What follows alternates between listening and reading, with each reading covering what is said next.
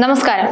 ഒരാഴ്ച മുഴുവൻ സമ്പാദ്യവും മാറ്റിവെച്ച് മക്കയിലേക്കുള്ള വിളിക്കായി കാത്തിരിക്കുന്നവർ അറിയുക, ഹജ്ജ് നിയമങ്ങൾ മാറി മറിഞ്ഞിരിക്കുന്നു.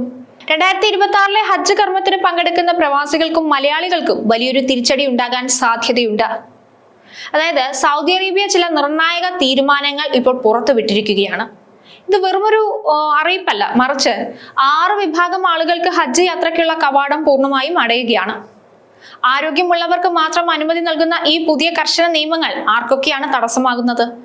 നിങ്ങളുടെ ഹജ്ജ് മോഹങ്ങൾക്ക് ഈ നിയമം എങ്ങനെയാണ് വിലങ്ങുതടിയാകുന്നത്? തീർത്ഥയാത്രക്കാരുടെ സുരക്ഷ മുൻനിർത്തി സൗദി അറേബ്യ കൊണ്ടുവന്ന ഈ വിപ്ലവകരമായ മാറ്റങ്ങളെക്കുറിച്ച് നിങ്ങൾ അറിഞ്ഞിരിക്കേണ്ട കാര്യങ്ങളുണ്ട്. ഗുരുതരമായ ആരോഗ്യ പ്രശ്നങ്ങൾ ഉള്ളവർക്ക് ഹജ്ജ് യാത്രയ്ക്ക് അനുമതി നൽകില്ലെന്ന ഉറച്ച നിലപാടിലാണ് സൗദി സർക്കാർ.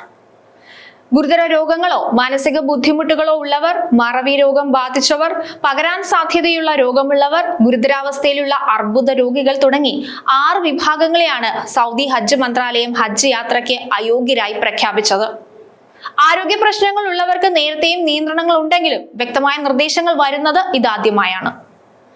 പുതിയ മാനദണ്ഡം പ്രകാരം ഡയാലിസിസ് ആവശ്യമുള്ള വൃക്കരോഗികൾ, ഗുരുതര ഹൃദ്രോഗമുള്ളവർ, ഇടയ്ക്കോ തുടർച്ചയായോ ഓക്സിജൻ പിന്തുണ ആവശ്യമുള്ള ശ്വാസകോശ രോഗികൾ, ഗുരുതരാവസ്ഥയിലുള്ള കരൾ രോഗികൾ, മറവി രോഗികൾ, കീമോതെറാപ്പി ചികിത്സയിലുള്ളവരോ പ്രതിരോധശേഷി കുറയുന്ന മരുന്നുകൾ കഴിക്കുന്നവരോ ആയ അർബുദ രോഗികൾ എന്നിവർക്ക് ഹജ്ജിന് പോകാനാവില്ല.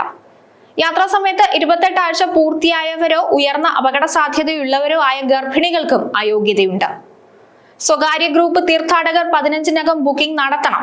അതായത് ഈ മാസം 15-നകം ബുക്കിംഗ് പൂർത്തിയാക്കണമെന്ന് ഇന്ത്യൻ ഹജ്ജ് ഉംറ ഗ്രൂപ്പ് അസോസിയേഷൻ അറിയിച്ചിട്ടുണ്ട്.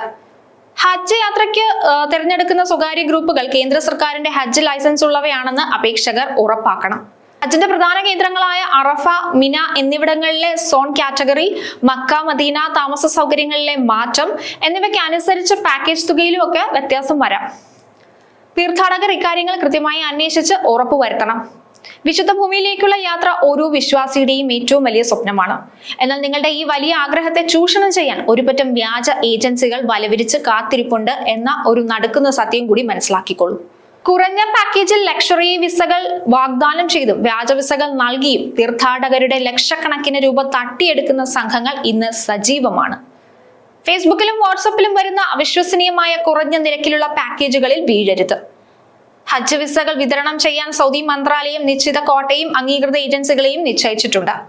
പണം കൈമാറുമ്പോൾ ഏജൻസിയുടെ ഒഫീഷ്യൽ ബാങ്ക് അക്കൗണ്ട് വഴി മാത്രം ട്രാൻസ്ഫർ ചെയ്യുക. വ്യക്തിഗത അക്കൗണ്ടുകളിലേക്കോ ഗൂഗിൾ പേ വഴിയോ പണം നൽകുന്നത് സൂക്ഷിക്കുക.